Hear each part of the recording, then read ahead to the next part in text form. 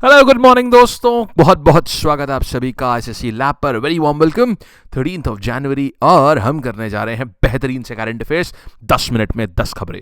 आप कोई भी एसएससी, बैंक, रेलवे या सिविल सर्विसेज की एग्जाम तैयारी कर रहे हैं, डिफेंस की कर रहे हैं, this is the only current affairs you need. Alright, starting up. तो कल आप लोगों से मैंने एक सवाल पूछा था पिछले सेशन में कि बताइए पिंक हाइड्रोजन किसको कहते हैं। आप सब लोगों ने बहुत प्यारे प्यारे बिल्कुल सही सही आप लोगों ने आंसर दिए, शाबाश। पिंक हाइड्रोजन जब हम न्यूक्लियर एनर्जी का इस्तेमाल करके जो इलेक्ट्रिसिटी प्रोड्यूस करते हैं और उससे पानी का इलेक्ट्रोलिसिस करते हैं और H2O को सेपरेट करते हैं H2 और O2 में, तो उसी प्रोसेस उस हाइड्रोजन को जो ये जनरेट होती है जो कि वाया न्यूक्लियर रिएक्शन होती है, इलेक्ट्रिसिटी न्यूक्लियर रिएक्शन से प्रोड्यूस करते हैं, उसको हम पिंक हाइड्रोजन कहते हैं। शाबाश बालक लोग। आगे बढ़ते हैं, आज की न्यूज़ देखते हैं। देखिए, पहली न्यूज़ हमारे पास में आ रही है थर्ड आई फेस्टिवल। देखिए, थर्ड आई फेस्टिवल क्या है? थर्ड आई फेस्टिवल की शुरुआत हो रही है मुंबई में। तो जो थर्ड आई फेस्टिवल है ये एक्चुअल में एशियन फेस्टिवल होता है, एशियन मूवी फेस्टिवल होता है। दिखा है ना, थर्ड आई एशियन फिल्म फेस्टिवल। तो इसमें क्या होता है, जितनी भी एशियन कंट्रीज हैं उन सभी की सिनेमा जगत को एक साथ लेकर के आ जाता है ये। तो इस बार हम यहाँ क्या कर रहे हैं, ये हो कहाँ पर रहा है? ये मुंबई में हो रहा है। मुंबई आप जानते हैं सिटी ऑफ मूवीज़ की सिटी कौन सी होती है? मूवीज़ की सिटी होती है मुंबई। तो इसीलिए ये मुंबई में हो रहा है। और कौन सी फिल्म को इस बार स्क्रीन किया जा रहा है? इस मूवी का नाम है द ब्लैक डॉग। नाम है ब्लैक डॉग। ब्लैक डॉग सुन करके कुछ लोग सोच रहे होंगे जाम छलकाया जाए। तो ये जाम वाला ब्लैक डॉग नहीं है भाई, ये वो वाला रात्रि वाला ब्लैक डॉग नहीं है। ये मूवी का नाम है ब्लैक डॉग। ऑलराइट, ये एक चाइनीज मूवी है, तो इसका प्रीमियर करा जा रहा है। और ध्यान रखना, ये मूवी कोई नॉर्मल मूवी नहीं है। क्यों? क्योंकि इसी मूवी को, ये इस बार एग्जाम में भी जरूर आएगी, इसी मूवी को बेस्ट फिल्म का भी अवार्ड मिला है। पता है कौन से शो में? Cannes film festival. आप जानते हैं ना, one of the most prestigious festivals होता है ये मूवी का, कांस फिल्म फेस्टिवल। तो कांस फिल्म फेस्टिवल में भी इसको बेस्ट फिल्म का अवार्ड मिला है। तो आप समझ गए होंगे कि ये कितना इंपॉर्टेंट है। ये तो मूवी का नाम है द ब्लैक डॉग। लेकिन इसमें सिर्फ इतना ही नहीं है, इसमें देखिए और भी चीजें हैं, आपको हम और भी चीज़ें बताते हैं। देखिए यहाँ पर क्या हुआ है, इसी मूवी में क्या करा गया, आप देखिए जावेद अख्तर साहब को भी, इसी इवेंट में जावेद अख्तर साहब को भी ऑनर किया जाएगा। क्यों? इनको कौन सा अवार्ड दिया जा रहा है? Asian cinema culture award. Javed Akhtar साहब देखिए एक बहुत बड़े लिरिसिस्ट हैं। तो लिरिसिस्ट और स्क्रीन राइटर है। लिरिसिस्ट क्या होता है? आपने इनके गाने ज़रूर सुने होंगे। तो ये एक रिमाइंडर है कि आप जो आइकॉनिक गाने जो आप सुनते थे ना मूवी में, उनके पीछे एक व्यक्ति था जो उन सब सारे गानों के बोल लिखता था, वो ये है जावेद अख्तर साहब। बहुत सारे गानों के बोल लिखे हैं इन्होंने, तो इसलिए इनको भी अवार्ड दिया जाएगा। साथ ही में जर्नलिस्ट हैं रफ़ीक बगदादी, इनको दिया जाएगा सत्यजीत रे मेमोरियल अवार्ड। क्यों दिया जाएगा? रफ़ीक बगदादी साहब ने क्या किया, पूरी जो सिनेमा की हिस्ट्री होती है ना, उसको हमेशा अपने जर्नलिज्म को थ्रू वो लोगों के सामने आते रहे। तो लोगों को अपने इतिहास पे, जो सिनेमा का इतिहास है, उसके ऊपर गर्व होता रहा। और ये उन्होंने बहुत समय तक किया है। तो इसीलिए जर्नलिस्ट रफ़ीक बगदादी को इस बार दिया जा रहा है सत्यजीत रे मेमोरियल अवार्ड दिया जा रहा है। ठीक है, की टेक अवेज की बात करें, कहां पर हो रहा है थर्ड आई फेस्टिवल? ये साहब हो रहा है मुंबई में। आइए बात करते हैं की टेक अवेज क्या क्या है हमारे इस न्यूज़ से। कहां हो रहा है? मुंबई में। कौन सी फिल्म स्क्रीन करी जाएगी? The black dog. कौन कौन से अवार्ड्स किसको किसको दिए जा रहे हैं? जावेद अख्तर साहब को दिया जा रहा है एशियन सिनेमा कल्चर अवार्ड, और जर्नलिस्ट रफ़ीक बगदादी को दिया जा रहा है सत्यजीत रे मेमोरियल अवार्ड। ऑलराइट, आगे बढ़ते हैं। देखिएगा अब हमारे पास क्या आ रहा है, दूसरी न्यूज़ हमारे पास आ रही है कि प्रवासी भारतीय एक्सप्रेस चलाई जा रही है। देखिए बहुत बढ़िया सी कहानी है ये। देखिए आपको पता है कि अभी 9th को, अभी हाल ही में आप जानते हैं कि अभी 9 जनवरी को ही हम लोग प्रवासी भारतीय दिवस सेलिब्रेट करते हैं, है ना। तो अभी क्या किया गया, इस बार क्या हुआ, मोदी जी ने भुवनेश्वर ओडिशा से, भुवनेश्वर जो कि ओडिशा में है, ओडिशा की कैपिटल है, वहीं से उन्होंने एक ट्रेन लॉन्च करी है जिसका नाम है प्रवासी भारतीय एक्सप्रेस। तब इसके बारे में यूनिक क्या है? देखिए प्रवासी भारतीय एक्सप्रेस जो है ये एक ऐसी ट्रेन है जो 3 वीक की जर्नी पर जाएगी। 3 वीक्स जर्नी पे निकलेगी ये ट्रेन, और जो भारत के मोस्ट फेमस टूरिस्ट और रिलीजियस डेस्टिनेशन है वहां पर जाएगी। अब सोचिए, आप एक ट्रेन पे बैठे हुए हैं और 3 हफ्तों तक वो भारत की जो सबसे आइकॉनिक प्लेसेस हैं वहां ले जा रही है। फॉर एग्जाम्पल देखिए, अयोध्या लेकर के जा रही है। अयोध्या आप जानते हैं भगवान श्री राम की जन्मभूमि है। फिर देखिए पटना लेके जा रही है, पटना और गया जा रही है। आप जानते हैं कि पटना जो है ये आपका बुद्धिज़्म के लिए कितनी इंपॉर्टेंट है, गया भी बुद्धिज़्म और जैनिज़्म के लिए ये बहुत इंपॉर्टेंट है। देन वाराणसी लेके जा रही है, ये स्पिरिचुअल कैपिटल ऑफ इंडिया बोलते हैं इसको। महाबलीपुरम और रामेश्वरम लेके जा रही है, जहां पर साउथ इंडिया के एक से एक आर्किटेक्चरल जेम्स जो हैं, जिनको आप जानते हैं, शोर टेम्पल हो गया, देन उसके बाद में आपका ये क्या बोलते हैं, ओमकारेश्वर टेम्पल हो गया, ये सब आपके महाबली रामेश्वरम में है। महाबली में मेनली आपको शोर टेम्पल वगैरह मिल जाते हैं। देन मदुरई जा रही है, जहां पर मीनाक्षी टेम्पल है। देन इसके बाद कोची जा रही है, कोची में ट्रेडिशनैलिटी और कल्चर का बहुत प्यारा ब्लेंड है। गोवा, आहा, बीचेस ही बीचेस। सोच के देखिए, आप एक ट्रेन पे बैठे हैं और वो सब ऐसी जगहों पे रुक रही है। फिर इसके बाद एकता नगर, बताओ यहाँ पर क्या है, केवड़िया में एकता नगर। दोस्त, ये वो जगह है जहां हमारा स्टैचू ऑफ यूनिटी, खड़ा हुआ है शान से। तो ये वो जगह है। देन उसके बाद अजमेर और पुष्कर, ये अपने स्पिरिचुअल और कल्चरल ब्रिलियंस के लिए जाने जाते हैं। और आगरा, जहां हमारा आइकॉनिक ताजमहल है। तो इन सब जगहों पर सोचिए, ट्रेन ऐसी ऐसी जगहों पर रुक रही है। आप स्टेशन पे, आप ट्रेन से उतरे, साहब अब कौन सा स्टेशन आया, आहा, अब साहब ये वाला स्टेशन आया। तो पढ़ते ही एकदम ऐसा लगता है दर्शन हो गए बेहतरीन वाले। तो ये है प्रवासी भारतीय एक्सप्रेस। कहाँ से लॉन्च हो रही है? ओडिशा से लॉन्च हो रही है, भुवनेश्वर से। और किसने? मोदी जी ने ये लॉन्च करी है। ठीक है, आइए आगे बढ़ते हैं। प्रश्न ये आता है, सर इससे होगा क्या? देखिए, इससे इस पे एनआरआईज जाएंगे, इस पे, और एनआरआईज माने नॉन रेजिडेंट इंडियंस। तो उन लोगों को गर्व फील होगा कि यार हम वो अभी जो इंडियंस हैं बट इंडिया में नहीं रह रहे हैं अभी, उन्हें गर्व फील होगा कि वाह भाई वाह, क्या हमारी कल्चरल रूट्स हैं। इन सबसे इनको अवगत कराया जाएगा। आइए आगे बढ़ते हैं। देन हम देख रहे हैं 23वां दिव्य कला मेला। दिव्य कला मेला क्या है? देखिए, इसको यूनियन मिनिस्टर सोशल जस्टिस हैं मिस्टर बी एल वर्मा, ये union minister of social justice and empowerment है। इन्होंने इसको लॉन्च किया है। कहाँ पर हो रहा है ये वडोदरा गुजरात में हो रहा है। जगह का नाम क्या है?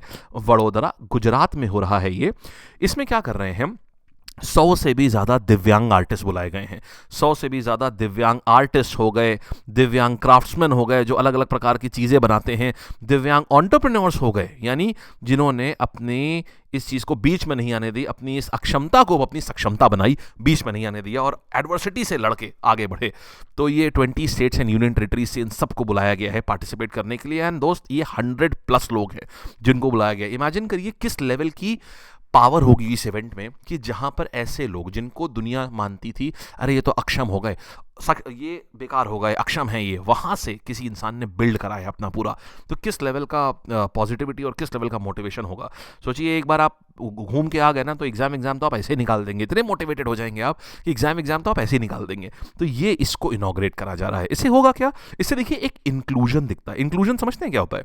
समावेशिता, कि हम कितना सभी लोगों को एक साथ ले करके चलते हैं, इससे ये चीज़ है। दूसरा, जब ये सारे 100 के 100 आर्टिस्ट यहाँ आएंगे, अब देखिए बड़ा मेला है, यहाँ बहुत सारे लोगों को बुलाया जाएगा, तो लोग भी मोटिवेटेड होंगे। देखिए, हम में से ना हर एक को मदद करना बहुत पसंद होता है, हम में से हर कोई मदद करके बहुत पॉजिटिव फील करता है। तो जो लोग यहाँ आएंगे वो जरूर चाहेंगे यार हम ना कुछ सामान खरीद लेते हैं इनसे, इनकी मदद हो जाएगी। उससे हमें अपने आप पे गर्व होता है जब हम किसी की मदद करते हैं। तो इन सारे आर्टिस्ट का एक इकोनॉमिक फ्रीडम सोचिए कितना होगा। हो सकता है इनको कोई बड़ा कॉन्ट्रैक्ट मिल जाए इनको, तो ये एक फायदा होता है। दूसरा, हमको डाइवर्सिटी शोकेस करने का मौका मिलता है कि हमारा कितना कल्चर भी कितना डाइवर्स है, और प्लस हम कितना ज़्यादा सबको ले करके चलते हैं, ये फ़ायदा होगा। एसएससी के लिए, रेलवे के लिए, आपके एग्जाम्स के लिए क्या इंपॉर्टेंट है कि ये कहाँ हो रहा है? तो साहब ये वडोदरा में हो रहा है। और कौन आ रहा है इसमें? दिव्यांगजन आएंगे इसमें। ठीक है, ये है पूरी कहानी। 100 दिव्यांगजन कहाँ आ रहा है? ये वडोदरा में आ रहा है।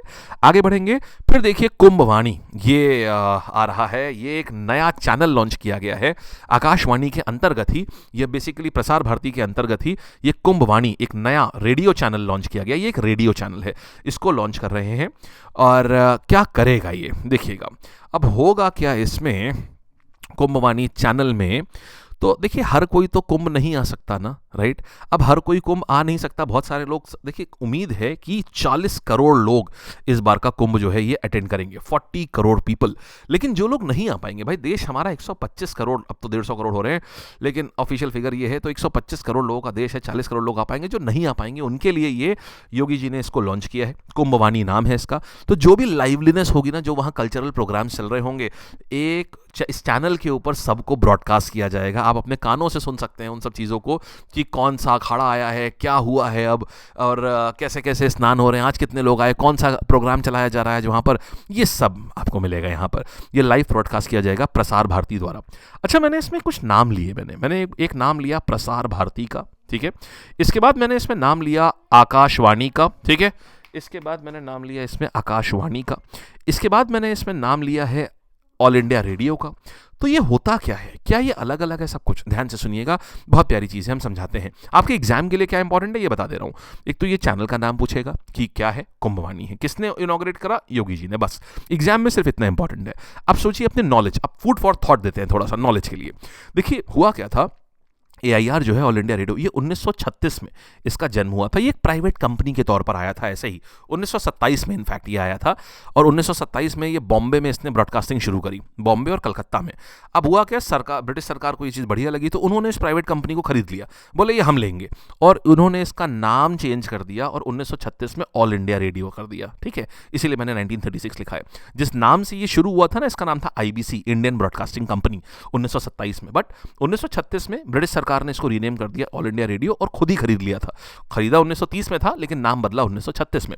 अब हुआ क्या, ऑल इंडिया रेडियो काफी अंग्रेजी वाला नाम लगता था, तो इसके बाद क्या हुआ कि इसका नाम बदल दिया गया। नाम कैसे बदला गया, 1957 में इसका नाम बदल के कर दिया गया आकाशवाणी। तो ऐसा नाम, ऐसा नहीं कि बदल दिया गया, ऑफिशियली आज भी इसको AIR बोलते हैं, बट लोगों ने इसको आकाशवाणी कहना शुरू कर दिया। एक बड़ी इंटरेस्टिंग बात बताते हैं, ये आकाशवाणी नाम पता है किसने कॉइन किया था? गुरुदेव रविंद्रनाथ टैगोर।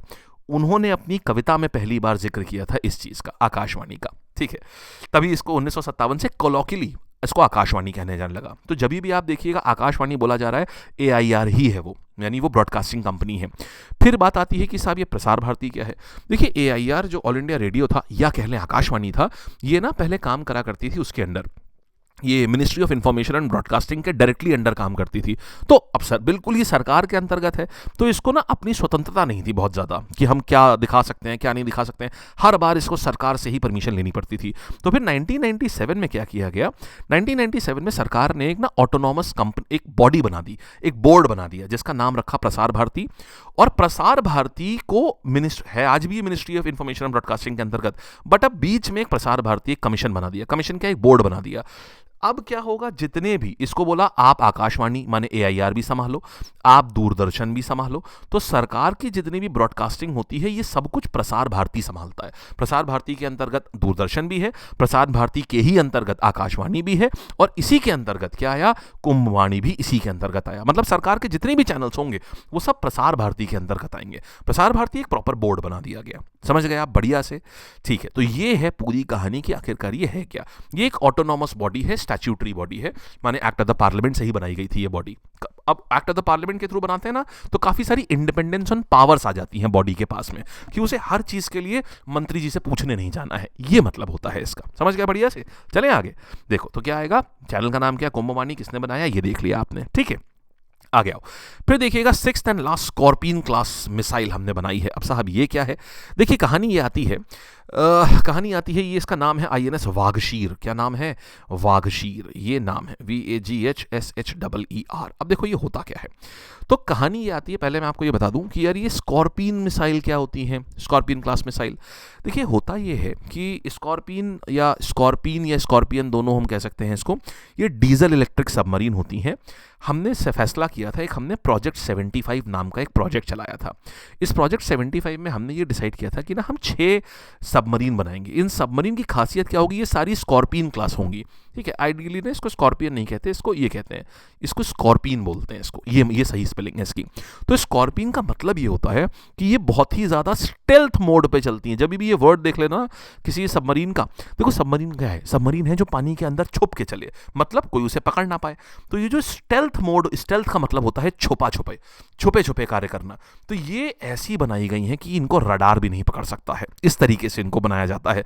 इतनी गजब की इसमें, देखो रडार कैसे काम करता है, साउंड के ऊपर आपको पता है ना, रडार क्या करता है, रडार क्या होता है, साउंड वेव्स को ही रिफ्लेक्ट करता है ना, साउंड वेव को ही पकड़ता है। तो ये ऐसी, इसके ऊपर ऐसी कोटिंग और ऐसी पेंटिंग करी जाती है जो कि साउंड को रिफ्लेक्ट ही ना करे, साउंड को एब्जॉर्ब कर ले। तो इसीलिए क्या होता है, इसको पकड़ना लगभग नामुमकिन होता है। अगर बहुत ही सोफिस्टिकेटेड आपके पास रडार है तो बात अलग है, नहीं तो आप इसको पकड़ ही नहीं सकते। तो ये हमारे पास छठी और आखिरी सबमरीन हमने बनाई है इसकी। इसके पहले कौन कौन सी बनाई है, कलवारी, खंडेरी, करंज, वेला, वागीर, वागशीर। एक इंटरेस्टिंग बात बताते हैं अच्छा आपको, और ये बनाई किसने, ये माझगांव डॉक लिमिटेड ने बनाई है। अब आपको इंटरेस्टिंग कहानी बताते हैं। आपको ये नाम बड़े अजीब लग रहे होंगे ना, कलवारी, खंडेरी, करंज, ये सब क्या है। तो दोस्त ये सारे के सारे नाम पता है किसके हैं, ये सारे के सारे नाम एक्चुअल में प्रेडेटर फिशेज होती हैं, माने ये ऐसी मछलियां होती हैं जो बहुत ही तेजी से घात लगा के अटैक करती हैं, तो उन्हीं के नाम पर इनको रखा गया है ना। बढ़िया बात। चलिए आगे आते हैं। अगली कहानी हम देख रहे हैं, प्रेसिडेंट मुर्मू जो है ये प्रवासी भारतीय दिवस जो था उस पर प्रवासी भारतीय सम्मान कर रही हैं। क्या है प्रवासी भारतीय सम्मान, कौन सी चीज़ है भाई? तो देखिए हुआ क्या, इस बार 27 लोगों को अवार्ड दिया गया है जो लोग इंडिया में नहीं रह रहे हैं, जो हैं इंडियंस लेकिन बाहर बाहर बाहर बाहर रह रहे हैं, और उन्होंने अपने कामों से बहुत ज़्यादा बहुत अच्छा उन्होंने एक लेवल पाया है बाहर, बहुत ज़्यादा सम्मान पाया है। तो देखिए कोई सम्मान पाता है तो उसका देश का नाम भी साथ में अटैच होता है। फर्स्ट कीजिए, इस समय मान लीजिए कोई चाइनीज़ होता है व्यक्ति यहाँ पर और बहुत तगड़ा डोनेशन करता, बहुत सारे लोगों की मदद करता, तो हम क्या बोलते हैं, हर बार बोलते हैं एक चाइनीज आदमी था जिसका नाम ये है, तो हर बार उसी कंट्री का नाम उसके साथ आता है, तो वो हमारे देश का नाम रोशन कर रहे हैं। इसलिए ये 27 लोगों को नाम दिया गया है, इस बार ये अवार्ड दिया गया है। इसमें से 2-3 नाम है, मैं आपको 27 तो नहीं याद करने, बट 2-3 याद करना। ट्रिनिडाड और टोबागो के प्रेसिडेंट हैं जिनका नाम है क्रिस्टीन कार्ला कंगालू। क्रिस्टीन कार्ला कंगालू इन्होंने पब्लिक सर्विस में इन्होंने दिया है कि इन्होंने बहुत अच्छी लीडरशिप रखते हैं ये इसके लिए, तो इनके भी रूट्स जो थे वो इंडियन रहे हैं इनके। देन बी उषा कुमारी पराशर, ये यूके में है इस समय और इन्होंने पॉलिटिक्स में बहुत अच्छा, ये यूके की पॉलिटिशियन है, तो इनको दिया गया कि भाई इंडिया से इतने तगड़े तगड़े लीडर्स भी ओरिजिनेट हो रहे हैं जो दूसरी कंट्री में जाके लीडर बन रहे हैं। फिर डॉक्टर शर्मिला फोर्ड, ये जो है डॉक्टर शर्मिला फोर्ड, ये क्या है, ये कम्युनिटी सर्विस, मतलब इन्होंने लोगों के लिए, वहाँ के लोगों के लिए बहुत ज़्यादा मदद करी है इन्होंने, तो बहुत ज़्यादा वेलफेयर एक्टिविटीज़ करी हैं। तो इससे दिखता है कि हाँ भाई इंडियंस कितना तगड़ा काम कर रहे हैं। इंडियन स्पिरिट जो होती है ना हमारी कम्युनिटी सर्विस की, इंडियन वैल्यूज़ जो है ये इन्होंने दर्शाई, इसके लिए इन तीनों को अवार्ड मिला है। आपको 27 नाम नहीं, आप खाली इतना याद कर लीजिए, मोर देन सफिशिएंट है आपका, ठीक है। फिर देखिएगा मलयालम सिंगर रहे हैं और नेशनल अवार्ड विनर रहे हैं पी जयचंद्रन, इनकी मृत्यु हो गई। अब इनके बारे में बताऊं तो साहब इन्होंने 16,000 गाने इन्होंने लिखे थे, 16,000 सॉन्ग्स ये लिख चुके थे अपने पूरे करियर में, 16,000 सॉन्ग्स। और ऐसा नहीं है सिर्फ एक भाषा में, ये मलयालम तो है, मलयालम मतलब केरला वाला लैंग्वेज तो है ही है, साथ में तमिल, कन्नड़, तेलुगु, इन सब में इन्होंने गाने लिखे हुए हैं और सारे गाने इनके खूब मूवीज़ में भी खूब इस्तेमाल हुए थे, जो रीजनल मूवीज़ होती हैं उनमें।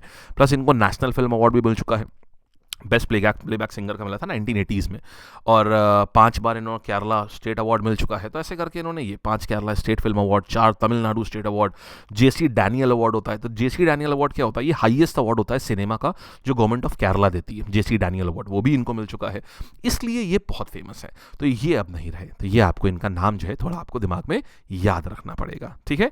आइए अच्छा अब देखते हैं, ये हमारा टेलीग्राम है, इसको ज्वाइन कर लेना। अब सवाल करते हैं, और दोस्त आज देखिए, आज एक बहुत ही बढ़िया ऐसा कंटेंट मिलने जा रहा है आपको, नेक्स्ट लेवल का कंटेंट मिलने जा रहा है। लैब में ना हम हमेशा कोशिश करते हैं कि इंडिया का टॉप टैलेंट हमारे साथ में आकर के जुड़े, ताकि हम बहुत ही, एक तो हम कंटेंट का लेवल हमेशा ही अपना बहुत नेक्स्ट लेवल रखते हैं, बट उस नेक्स्ट लेवल को भी हम अपने आप कोशिश करते रहते हैं और पार करें और ऊपर जाएं।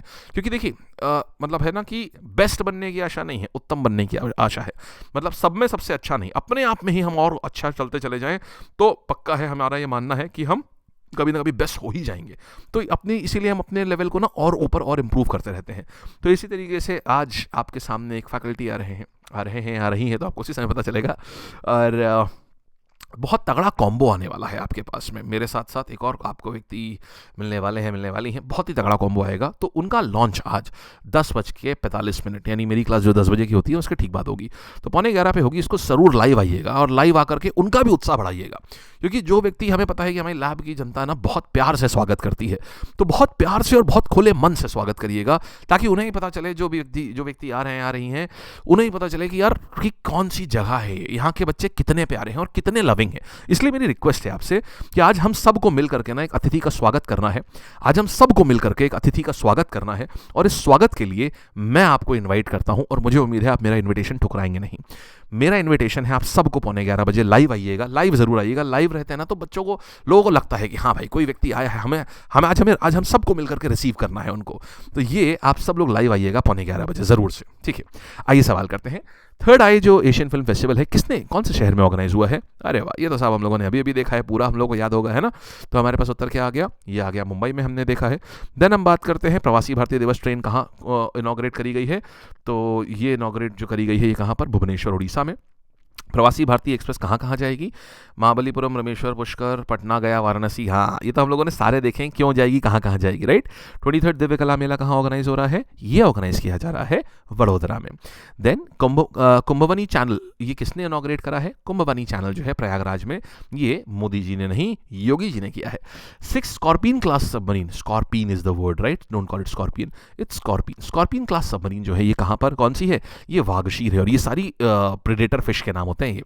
फिर scorpion class submarine Indian navy में कौन सी अभी आई है? सारी ही आई हैं भाई, सारी की सारी हैं ये। अभी हाल ही में किसको प्रवासी भारतीय सम्मान दिया गया? तो क्रिस्टीन कार्ला कंगालू, शर्मिला फोर्ड, पी उषा कुमारी। हाँ जी, पब्लिक सर्विस, पब्लिक कैटेगरी में किसको दिया गया? कैटेगरी इज ऑल्सो इंपॉर्टेंट, तो यहाँ पर दिया गया है किसको पब्लिक कैटेगरी में? उत्तर हमारे पास क्या आ जाएगा? The correct answer for this one is Christine Kangaloo, क्योंकि ये प्रेसिडेंट साहब हैं, इसीलिए पब्लिक सर्विस। ठीक है।